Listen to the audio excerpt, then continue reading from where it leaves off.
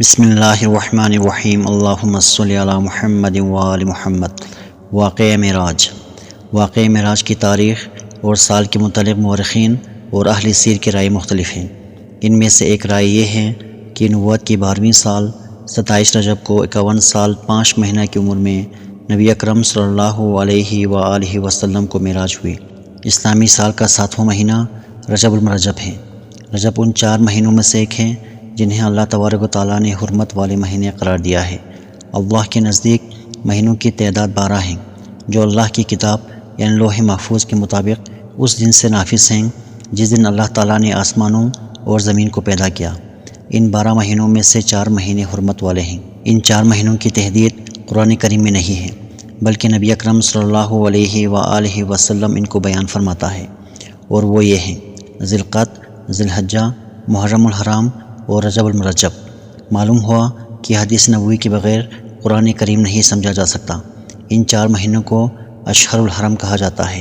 ان مہینوں کو حرمت والے مہینے اس لیے کہتے ہیں کہ ان میں ہر ایسے کام جو فتنہ و فساد، قتل و غارت گری اور امن و سکون کی خرابی کا باعث ہو، منع فرمایا گیا ہے۔ اگرچہ لڑائی جھگڑا سال کے دیگر مہینوں میں بھی حرام ہے، مگر ان 4 مہینوں میں لڑائی جھگڑا کرنے سے خاص طور پر منع کیا گیا ہے۔ ان 4 مہینوں کی حرمت و عظمت پہلی شریعتوں میں بھی مسلم رہی ہے، حتیٰ کہ زمانے جاہلیت میں بھی ان 4 مہینوں کا احترام کیا جاتا تھا۔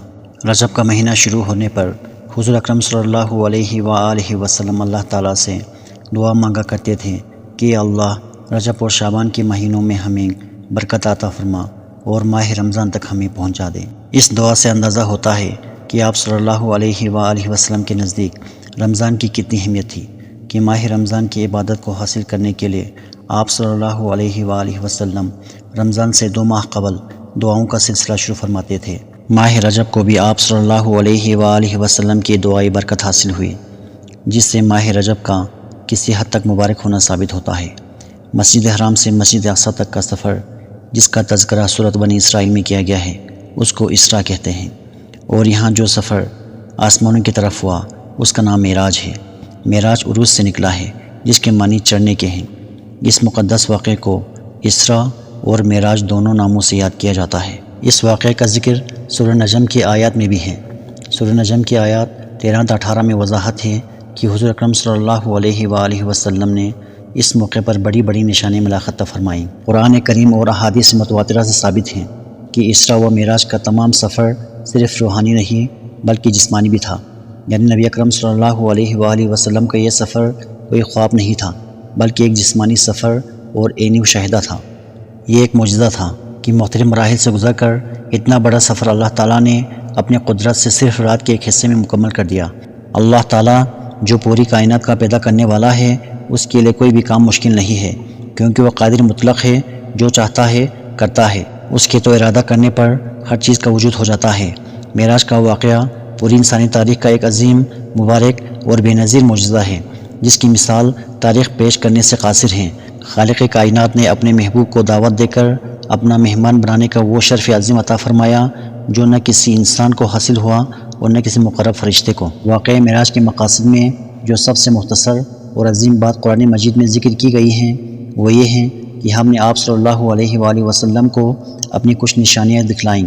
اس کے مقاصد میں سے ایک اہم مقصد اپنے محبوب حضرت محمد صلی اللہ علیہ وآلہ وسلم کو وہ عظیم الشان مقام و مرتبہ دینا ہے جو کسی بشر حتیٰ کہ کسی مقرب ترین فرشتے کو نہیں ملا ہے اور نہ ملے گا۔ نیز اس کے مقاصد میں امت مسلمہ کو یہ پیغام دینا ہے کہ نماز ایسا محترم شان عمل اور عظیم عبادت ہے، اور اس کی فرضیت کا اعلان زمین پر نہیں بلکہ 7ویں آسمان کے اوپر بلند و اعلیٰ مقام پر معراج کی رات میں ہوا۔ نیز نماز کا حکم حضرت جبرائیل علیہ السلام کے ذریعے نبی اکرم صلی اللہ علیہ وآلہ وسلم تک نہیں پہنچا بلکہ اللہ تعالیٰ نے فرضیت نماز کا تحفہ بذات خود اپنے حبیب صلی اللہ علیہ وآلہ وسلم کو عطا فرمایا۔ حضور اکرم صلی اللہ علیہ وآلہ وسلم کے پاس سونے کی تشت لایا گیا جو حکمت اور ایمان سے پر تھا۔ آپ صلی اللہ علیہ وآلہ وسلم کا سینہ چاک کیا گیا اور زمزم کے پانی سے دھویا گیا، پھر اسے حکمت اور ایمان سے بھر دیا۔ پھر بجلی کی رفتار سے زیادہ تیز چلنے والی ایک سواری یعنی براق لایا گیا جو لمبا سفید رنگ کا چوپایا تھا۔ اس کا قد گدھے سے بڑا اور خچر سے چھوٹا تھا۔ وہ اپنا قدم وہاں رکھتا تھا جہاں اس کی نظر پڑتی تھی۔ اس پر سوار کر کے حضور اکرم صلی اللہ علیہ وآلہ وسلم کو بیت المقدس لے جایا گیا، اور وہاں تمام انبیاء کرام نے حضور اکرم صلی اللہ علیہ وآلہ وسلم کی اقتداء میں نماز پڑھی۔ پھر آسمانوں کی طرف لے جایا گیا۔ پہلے آسمان پر حضرت آدم علیہ السلام، دوسرے آسمان پر حضرت عیسیٰ علیہ السلام اور حضرت یحییٰ علیہ السلام، تیسرے آسمان پر حضرت یوسف علیہ السلام، چوتھے آسمان پر حضرت ادریس علیہ السلام، پانچویں آسمان پر حضرت ہارون علیہ السلام، چھٹے آسمان پر حضرت موسیٰ علیہ السلام اور ساتویں آسمان پر حضرت ابراہیم علیہ السلام سے ملاقات ہوئی۔ اس کے بعد بیت المعمور کو حضور اکرم صلی اللہ علیہ وآلہ وسلم کے سامنے کر دیا گیا، جہاں روزانہ 70,000 فرشتے اللہ تعالیٰ کی عبادت کے لیے داخل ہوتے ہیں، جو دوبارہ اس میں لوٹ کر نہیں آتے۔ پھر آپ صلی اللہ علیہ وآلہ وسلم کو سدرۃ المنتہا تک لے جایا گیا۔ آپ نے دیکھا کہ اس کے پتے اتنے بڑے ہیں جیسے ہاتھی کے کان ہوں، اور اس کے پھل اتنے بڑے ہیں جیسے مٹکے ہیں۔ جب سدرۃ المنتہا کو اللہ تعالیٰ کے حکم سے ڈھانکنے والی چیزوں سے ڈھانک لیا تو اس کا حال بدل گیا۔ اللہ کی کسی بھی مخلوق میں اتنی طاقت نہیں کہ اس کے حسن کو بیان کر سکیں۔ سدرۃ المنتہا کی جڑ میں 4 نہریں نظر آئیں، 2 باطنی نہریں اور 2 ظاہری نہریں۔ حضور اکرم صلی اللہ علیہ وآلہ وسلم کے دریافت کرنے پر حضرت جبریل علیہ السلام نے بتایا کہ باطنی 2 نہریں جنت کی نہریں ہیں اور ظاہری 2 نہریں فرات اور نیل ہیں۔ فرات عراق اور نیل مصر میں ہیں۔ اس وقت اللہ تبارک و تعالیٰ نے ان چیزوں کی وحی فرمائی جن کی وحی اس وقت فرمانا تھا، اور 50 نمازیں فرض کیں۔ واپسی پر حضرت موسیٰ علیہ السلام سے ملاقات ہوئی۔ حضرت موسیٰ علیہ السلام کے کہنے پر حضور اکرم صلی اللہ علیہ وآلہ وسلم چند مرتبہ اللہ تعالیٰ کے دربار میں حاضر ہوئے اور نماز کی تخفیف کی درخواست کی۔ ہر مرتبہ 5 نمازیں معاف کر دی گئیں، یہاں تک کہ صرف 5 نمازیں رہ گئیں۔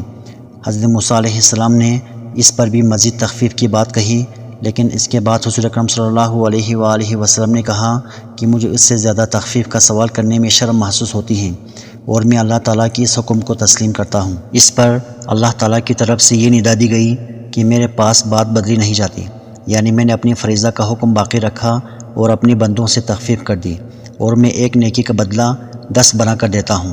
غرض یہ کہ ادا کرنے میں 5 اور ثواب میں 50 ہی ہیں۔